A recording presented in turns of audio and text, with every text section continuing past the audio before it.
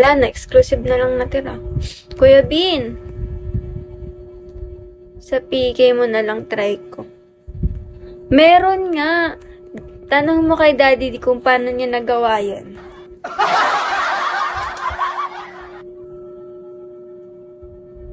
Si Daddy D nga nagawa niya, tapos ikaw hindi. Ano yun, magkaiba kaya lang ano. Parehas naman kayo. Si-share ko yung live sa kanya. Tatanong ko kung paano niya nagawa yan. Naka-online yun si Daddy D. Huwag lang ayusin ko muna. Ayaw na naman mag-charge.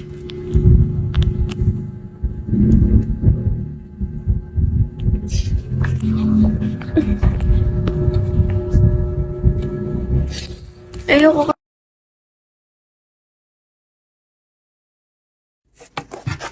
Siguro gamitin ko na. No choice.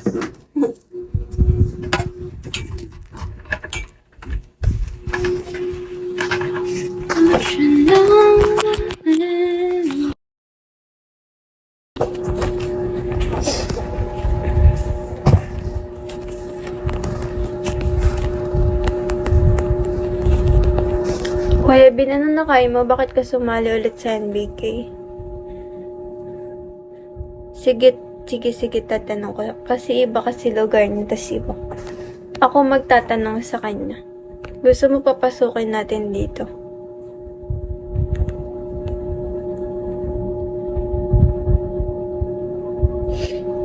If I saw you when I ran, don't you know?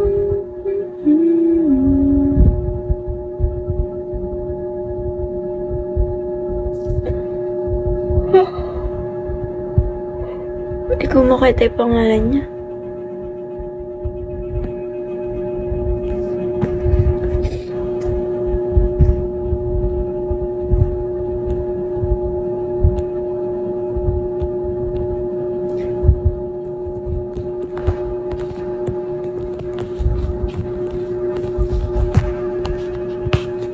Daddy D in the house.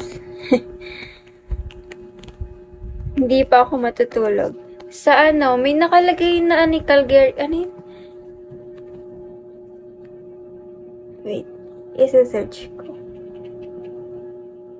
Canada.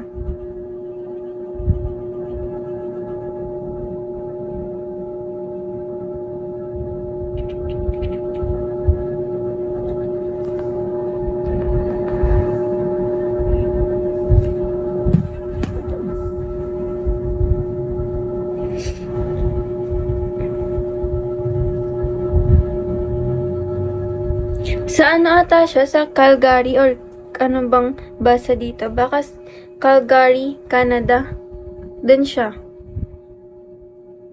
Nakita ko lang din sa ano niya. Calgary. Doon.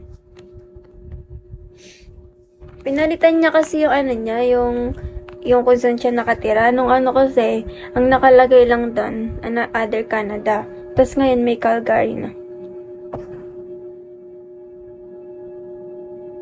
14 hours long drive sa inyo.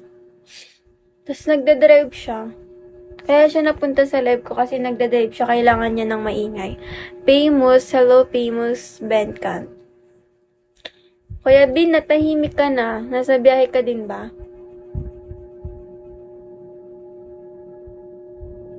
Ay, pumunta ka doon?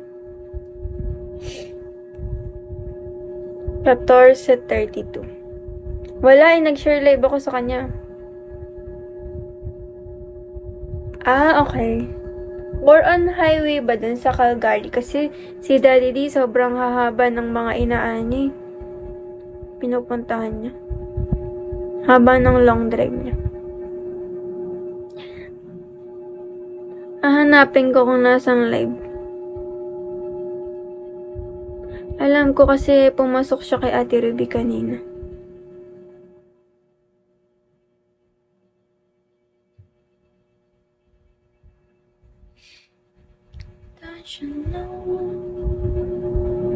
Oo. Hi, Mimi.